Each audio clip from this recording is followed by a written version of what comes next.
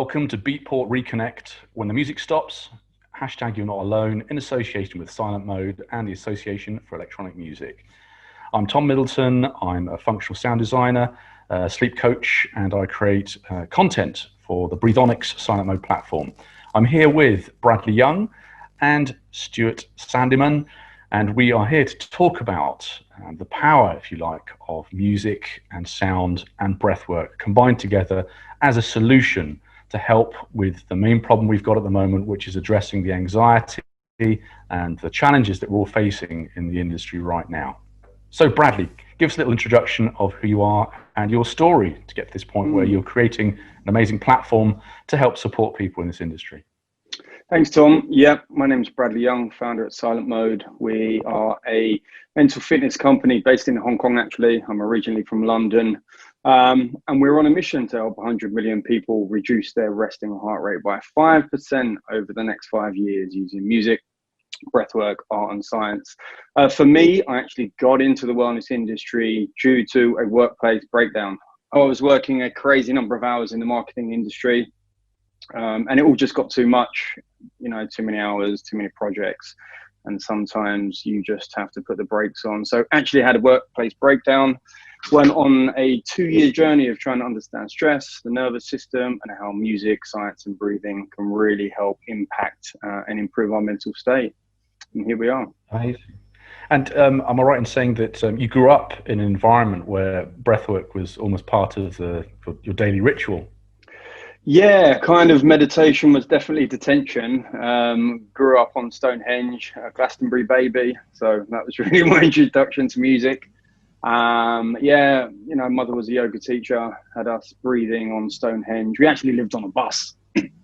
So we drive around and go from, spiral tripartite to spiral tripartite, breathing our way through it. So yeah, I was kind of looking back very lucky to have had that experience now, I'm brilliant that obviously your upbringing immersed in the world of mindfulness, meditation, yoga, and music means that your trajectory to this point is actually almost feels like a natural evolution. So, Stuart, tell us about yourself and your journey to this point where breathwork is your life and your practice, and you're giving so much to so many on a daily basis. And obviously, we're thrilled that you're part of this incredible platform helping transform people's lives. Cheers, Tom. Great to meet you all. Good to hear that story as well, Bradley. We've been working together for a while, and I did not know that you lived on a bus in Stonehenge. There you go. I'm Stuart, and I'm a breathing coach. I work with lots of walks of life, from individuals, groups, peak performing athletes. Been working, building the content out for the Breathonics app. Before doing breathwork, or before teaching people how to breathe, it seems like my life took a bit of a shift. I was actually working in the music space. I was a touring artist until my girlfriend was diagnosed with cancer. So she had a terminal cancer, and it put the brakes, certainly what I was doing in the music space, and started looking at this wellness, health and well-being, albeit looking very much at cancer and how we could support her diagnosis through sort of conventional treatments and then all the weird and wonderful alternatives that are out there. I didn't actually find breathing during that time. I'm not sure I would have listened to somebody if they had just told me to breathe. It was actually when she sadly passed away. She passed away, and I took my mum. Mum's also a yoga instructor. Oh, really? I didn't know. Yeah. For Mother's Day to a breathing workshop. And little did I know it was certainly me that needed to be on that mat. And it was from that moment I just had the penny dropped, how important and how special a tool breathing could be. So for me, it was very much a self-exploration journey of grief initially. I started noticing all the different benefits from that, noticing feeling a bit happier in my mind, feeling healthier, feeling stronger when I could run a bit further on the treadmill, these types of things. There's a real switch that happened, and the only difference I was really doing was a lot of breathing and breath work. So that's what got me excited about breathing, and looking back at my life and what I've been doing. Nobody ever taught me how to breathe and taught me the benefits of breathing and how breathing could be used as this tool for better physical health, better mental, emotional health, and also allow you to tap into this meditation space that I often found quite hard to do through the traditional route of meditation and sitting and being. But breathwork was certainly a nice segue into finding some stillness. And Stu, do you think that the music had a part of that? Because I'm exactly the same. I really struggled with meditation, even though I was around it my whole life, but I just couldn't connect to it. Do you think music was the part of the breathing that you connected to as a musician? It was the part from that first session. It was the part of the thing that I said, wow, they really need to sort their music out. The first session I did, I was like, practice was amazing, but fucking hell, that music. Some of it was good and some of it was just way off, and it was throwing me off. So that was certainly something I got from Dave Dot. Wow, if I could actually do that same practice to better music, I'd go into a much deeper space, or it'd certainly be the magic carpet for that ride, which is where I set off. I was like, right, well, let's start looking at music and start playing around with music, choosing different playlists and playing around with creation of sound that would suit that practice, that was a little bit different from what was happening in the breathing space, which I just think is an exciting space to be in. It's almost like a whole new genre of music to breathe to. So yeah, I think it's really important. A really important part of my practices is the music. I think it's just as important as the breath. I mean, it's another tool that we can use. And the funny thing is, now I can actually switch, and because of the breath work that I've been doing with music, and now when I do meditation, I actually go the other way and I just do silent meditation. So it's not, which I could never do before. So there's been a bit of a shift in the meditation through initially just working with breathing as a tool to kind of slow things down and move into a more still headspace. And Tom, I mean, just throwing that back to you, you've renowned DJ, been on the circuit a long time. How have you shifted into the wellness space, and what was really the trigger? Yeah, interestingly, I've actually got a yoga background as well. So formerly lived with a yoga instructor. So yeah, I had my, let's say, spiritual awakening and yogic initiation in my 20s. So yes, I was doing sun salutations many years ago, and at that point, it was part of a whole movement. I used to do these festivals called Big Chill, and these festivals celebrated music and well-being and nutrition and movement. And I think back then we probably weren't as aware of the benefits of this. And obviously that was one facet of what I was doing, making ambient, chill out, relaxation music, if you like, for that kind of environment and audience, intuitively, instinctively. It wasn't designed. And over the years, I was touring. I've performed in 53 countries now, to millions over the years.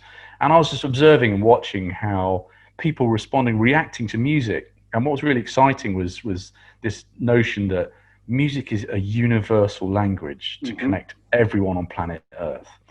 And in every environment you can go, you can play a particular piece of music, and the response was universal. So that kind of sunk in. It's like, okay, so music is a tool here. We can do something with this. And I suppose, having had a scientific curiosity since, I don't know when I was at school, biology, physics, chemistry, music and art were the things I was interested in. It's funny to get to this point now where my trajectory is exactly that. It's the art, it's the creativity, and it's the science of music, performance, and channeling emotions into sound to awaken people's emotionality. So we, back in the 90s, had a project called Global Communication, and released an album called 7614 that had no titles, just durations for the tracks. And over the course of the next 2-3 years, and since that point, people have reached out and said, this music's really powerful. It's doing something for us. It's helping us. We've used it to give birth to. I've been in a really kind of bad place mentally speaking, and this music is really helping me to ground myself and to sort of channel emotion and sort of get past some of these traumas. And over the years, I've been thinking, well, yes, it's great to be keeping people up dancing all night, playing the the hands in the air anthems.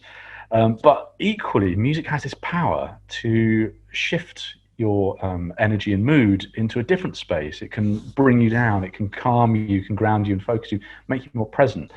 So about a decade and a half ago, having been on this sort of international DJ touring circuit, I was destroyed. I mean, if you think you're bouncing from one time zone to another, that's basically circadian disruption. The jet lag that happens is every time zone shift of 1 hour is messing up your internal clock.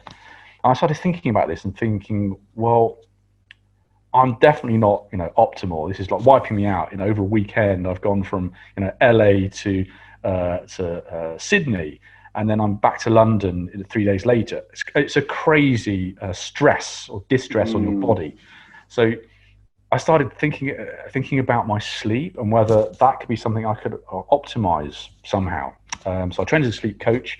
I got hired as a sound architect for a hospitality brand, making playlists and bespoke music for hotels. Obviously, being privileged to stay in some amazing hotels, the one thing they didn't get right was sleep. The whole sort of guest experience was sleep. Crazy. So it was music, it was learning about sleep, it was designing bespoke music for guest experience to optimize mood and energy state, to help people with jet lag come back to kind of place of relaxation.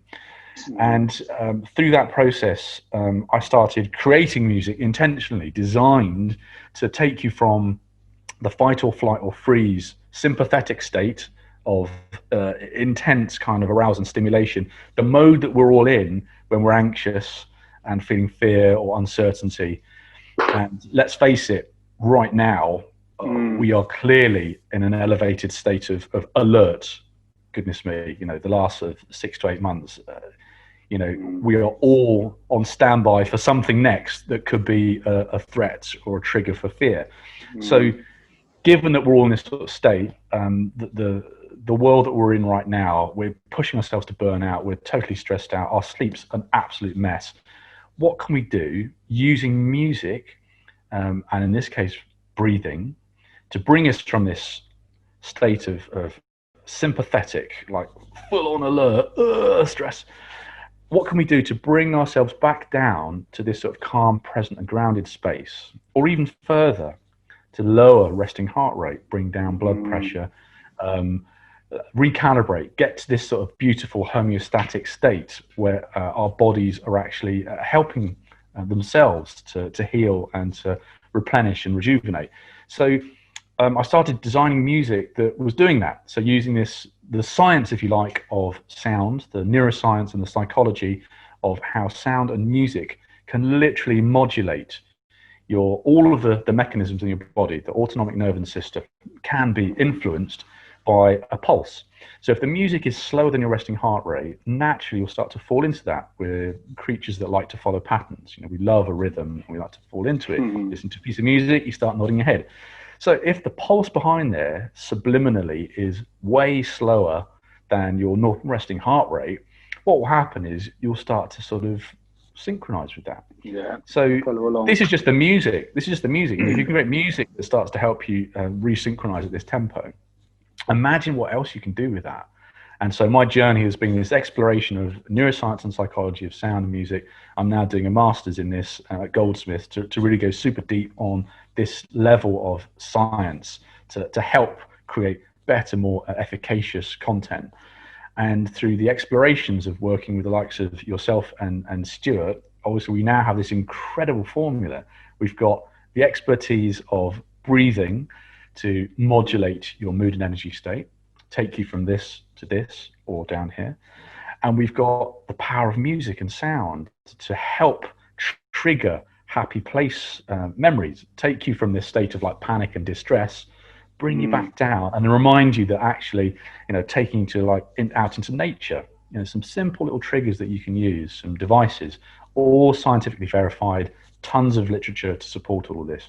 Once you get out in nature, you naturally just start breathing more slowly. Yeah. So that's really it. It's utilizing these brilliant tricks to influence intentionally, ethically, and responsibly, and deliver an outcome that one helps you with to get you into this mind state.